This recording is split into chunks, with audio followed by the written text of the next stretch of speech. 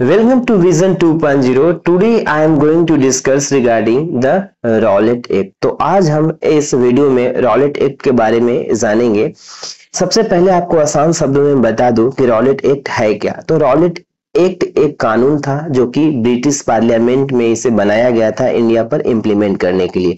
अब इसका पर्पज क्या था, उद्देश्य क्या था, ऑब्जेक्टिव क्या थी। तो रॉलेट एक्ट का जो ऑब्जेक्टिव था वो इंडिया में ब्रिटिश गवर्नमेंट के अगेंस्ट में जो प्रोटेस्ट हो रहा था, जो विरोध हो रहा था, उसको सप्रेस करने के लिए इसे लाया गया था। उसको विरोध ना हो इसके लिए इसे लाया गया था। डीपली जानते हैं, बोलता है it give the government enormous power to repress political activities and allow to detention of the political prisoner without trial for 2 year.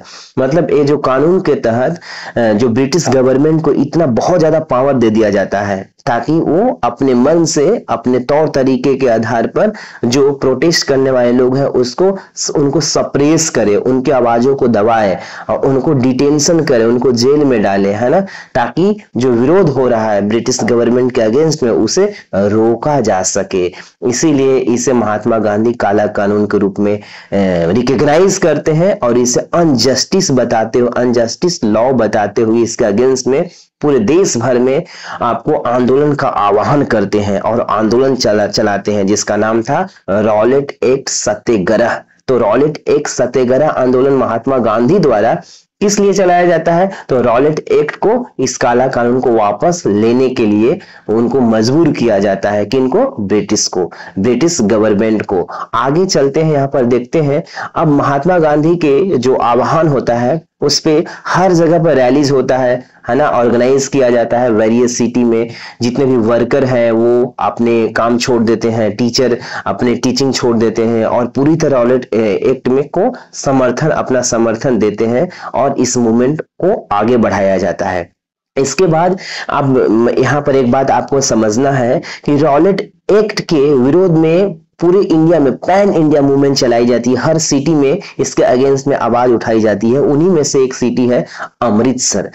कौन सा सिटी? अमृतसर। अमृतसर में भी वहां पर पीसफुली प्रोसेशन चल रहा था, जुलूस निकला था, बहुत शांति से जुलूस लोग प्रदर्शन कर रहे थे, लेकिन पुलिस ने उन पे फायर कर दी। कहां पर? अमृतसर में, जिससे भगदड़ मच गई और जो क्राउड थी वो प्रोवोकिंग हो गई और अटैक कर दिया। और जो लोग थे बैंक, पोस्ट ऑफिस, ये सब को लूटना शुरू कर दिए, जिसके कारण पुलिस को मजबूरन अमृतसर में आपको मार्शल लॉ लगाना पड़ा। कौन सा लॉ? मार्शल लॉ लगाना पड़ा। जिससे, अब मार्शल लॉ है क्या?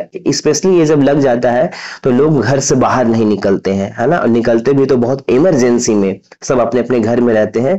कहने का मतलब है मार्शल लॉ उन एरिया में, बहुत सेंसिटिव एरियाज में लगाया जाता है ताकि कोई विद्रोह हो गया हो या कोई वैसा कंडीशन, सिचुएशन, हालात, परिस्थिति क्रिएट हो गया हो तो उस पर कंट्रोल पाया जा सके। तो मार्शल लॉ अमृतसर में लग जाता है। लेकिन वहां के रूलर जो लोग हैं, जो ग्रामीण क्षेत्रों में रहते हैं, उनको इसके बारे में कोई खबर नहीं होता, मार्शल लॉ के बारे में। और हर साल आपको अमृतसर में ही एक फेयर लगता है, मेला लगता है, जिसे वैसाखी मेला कहा जाता है। और इस मेला में उसके अगले दिन ही मेला लगता है ना, मार्शल लॉ लगाने के एक दिन बाद लगता है मेला। और उसमें जो ग्रामीण रूरल एरिया के जो लोग हैं उसमें पार्टिसिपेट करते हैं और कुछ उसी मेला में प्रोटेस्ट करने वाले, शांतिपूर्वक प्रोटेस्ट करने वाले लोग भी पार्टिसिपेट करते हैं। अब इस तरह से फेयर चल रहा होता है। अब यहाँ पर उस एरिया का जो जनरल था, जनरल ओ डायर, है ना, जनरल ओ डायर ने वहां पर उस भीड़ को कंट्रोल करने के लिए, उनको पता लगता है कि जलियांवाला बाग नामक जगह पे थोड़ा प्रोटेस्ट चल रहा है, लोग इकट्ठा हो चुके हैं मार्शल लॉ लगाने के बावजूद। इसके बाद जनरल ओ डायर, जो कि बहुत ही बड़ा अधिकारी होता है, उसने अपने छोटे अधिकारी जनरल आर डायर को परमिशन देता है उस भीड़ को कंट्रोल करने के लिए, वहां पर निगरानी रखने के लिए भेजता है। इसके बाद जनरल ओ डायर जाता है जलियांवाला बाग में, अमृतसर में ही है, वहां जाता है और जहां पर वो फेयर लगा होता है, मेला लगा होता है, वो एक्चुअली 4 दिवाली के अंदर एक घेरा आपको एक जगह पे लगा होता है और चारों से बड़ी बड़ी दीवारें होती हैं और उसके एग्जिट जो जगह होता है, एग्जिट जो पॉइंट होता है एक ही होता है। अब उस एग्जिट पॉइंट को निकलने की जगह को जनरल ओ डायर ने आपको क्लोज करवा देता है और चारों तरफ दीवारों पे अपनी जो फोर्स को तैनात कर देता है। और इसके बाद कुछ देर के बाद उसने परमिशन दे देता है उन भीड़ पे, उस मेला पर, उस प्रोटेस्ट, अशांतिपूर्वक प्रोटेस्ट कर रहे और मेला घूमने लोग आए हुए लोगों पे फायरिंग करने के लिए। इस फायरिंग में हजारों लोग मारे जाते हैं और इसी घटना को हम आपको जलियांवाला बाग हत्याकांड के रूप में इतिहास में जाना जाता है। ये कब हुआ था? तो स्पेशली ये आपको 13 अप्रैल 1919 को हुआ था और इसमें लगभग 1500 से ऊपर लोग मारे जाते हैं। लेकिन ब्रिटिश जो गवर्नमेंट है वो इसमें बताती है कि सिर्फ 200 से 250 लोग ही मारे गए, लेकिन रियल जो आंकड़ा था वो कहीं हजार से 1000 से भी अबव था। लेकिन यहाँ पर आंकड़ों को भी छुपाया जाता है। इसके बाद जो गिल्टी पर्सन था इसमें जनरल ओ डायर, उसको भी बाइज्जत बरी कर दिया जाता है और उसको भी सम्मान यहाँ तक किया जाता है, जिससे पूरी इंडिया में पैन में बहुत ज्यादा एंग्रीपन बढ़ जाता है इसको लेकर कि इतने ज्यादा अंग्रेज हमारे अगेंस्ट में है कि वो निहत्थे लोगों को भी नहीं बख्शे। वो जो व्यक्ति पीसफुली आपको प्रोटेस्ट कर रहा है उन पे ही गोलियां चला दिया, इस जिसके अगेंस्ट में सारे इंडिया में बहुत गुस्सा भर जाता है। इसके बाद महात्मा गांधी ने आपको केसरी हिंद जैसे बहुत सारे अवार्ड उनको मिला होता है उसको त्याग देते हैं। इसके अलावा रविन्द्रनाथ टैगोर ने भी बहुत सारे अवार्ड त्याग देते हैं। कहने का मतलब है आपको अवार्ड को वापस देकर, गवर्नमेंट को रिटर्न देकर वो ये जताना चाहते हैं कि हम आपके अगेंस्ट में हैं, आपने जो किया वो सही नहीं है। और इस तरह से पूरे जलियांवाला बाग हत्याकांड के विरोध किया जाता है। इसको एक बहुत ही जघन्य अपराध के रूप में देखा जाता है और इसके बाद लास्ट में जो ब्रिटिश गवर्नमेंट है जनरल ओ डायर को हटा देता है, भेज देता है ब्रिटेन, लेकिन उस पर सजा कोई खास या ठोस सजा नहीं करवाई जाती है। एक नाम सजा के नाम पर एक कमेटी बैठा दी जाती है और वो कमेटी जांच करती है और वो कमेटी भी डेटा भी गलत देता है, जो बोलता है 200 लोग मारे गए जबकि 1000 से अबव लोग मारे गए थे। तो इस घटना को हम जलियांवाला बाग मैसेकर के नाम से इतिहास में जाना जाता है। अब हम आगे चलते हैं और समझते हैं और कुछ इसके बारे में जो कि इंपॉर्टेंट है। अब यहाँ पर आपको समझना है कि while the Rowlatt Act Satyagraha had been a widespread movement, it was still limited mostly to cities and towns, and Mahatma Gandhi now left the needed to launch a more broad-based movement in India।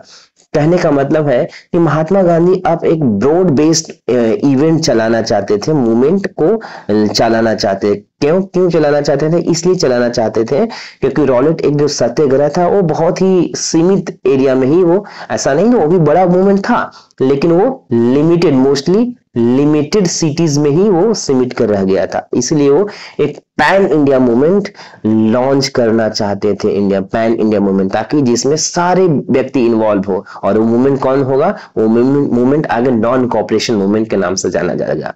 आगे चलते हैं, उसके बारे में हम जानेंगे। पहले पढ़ते हैं कुछ और चीजें।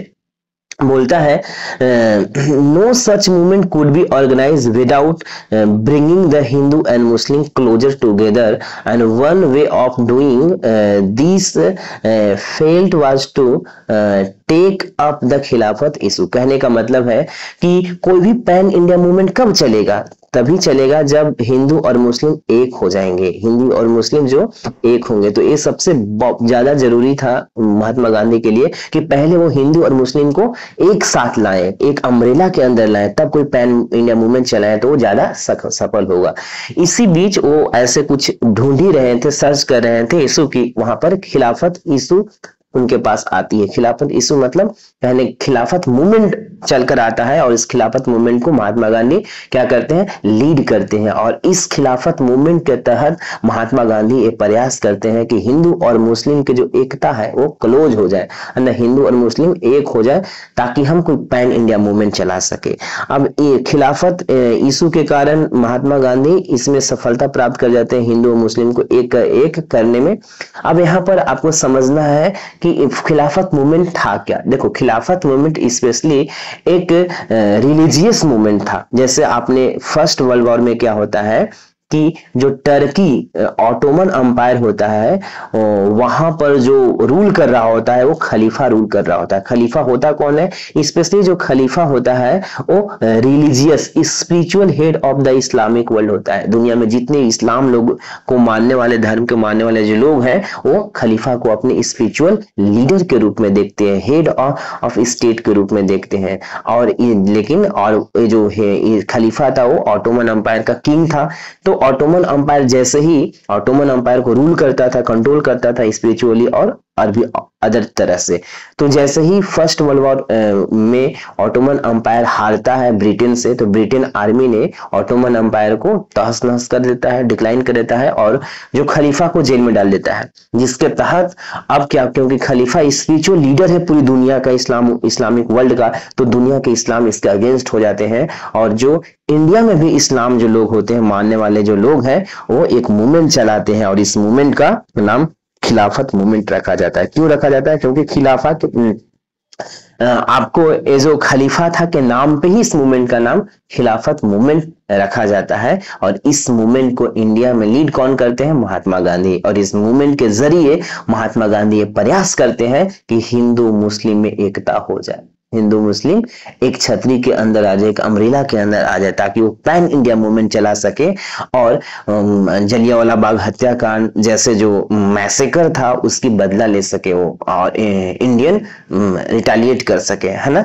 तो इस तरह से आपको खिलाफत मूवमेंट चल ही रहा होता है। तभी बीच में ही महात्मा गांधी ने एक और मूवमेंट की प्रस्ताव रखते हैं और वो मूवमेंट था नॉन कॉपरेशन मूवमेंट। वो मूवमेंट कौन था, नॉन कॉपरेशन मूवमेंट। पहले at the Calcutta session of the Congress in the September 1920, he convinced other leader of the need to start a non-cooperation movement in support of the Khilafat as well for Swaraj. कहने का मतलब है, कहना चाहता है कि महात्मा गांधी ने जो कल सितंबर 1920 में 1920 सितंबर के 1920 में कांग्रेस का जो अधिवेशन होता है कहाँ, कोलकाता में, उसमें एक प्रस्ताव रखते हैं और वो प्रस्ताव आपको नॉन कॉपरेशन मूवमेंट चलाने से संबंधित था। और इस बात से सारे कांग्रेस लीडर को महात्मा गांधी कन्विंस कर लेते हैं, राजी कर लेते हैं कि अब अभी सही टाइम है कोई पैन इंडिया मूवमेंट चलाने के लिए और उस मूवमेंट के जरिए अंग्रेजों को मजबूर करने के लिए, इंडिया छोड़ने के लिए। तो इस तरह से खिलाफत मूवमेंट के साथ साथ Khilafat as well as for Swaraj, मतलब खिलाफत के साथ साथ स्वराज के लिए भी नॉन कॉपरेशन मूवमेंट चलाया जाता है। साथ ही साथ मैं अब अगले वीडियो में मैं आपको नॉन कॉपरेशन मूवमेंट के बारे में आपको मैं समझाऊंगा, बताऊंगा। आज के लिए ही इतना ही। Thank you.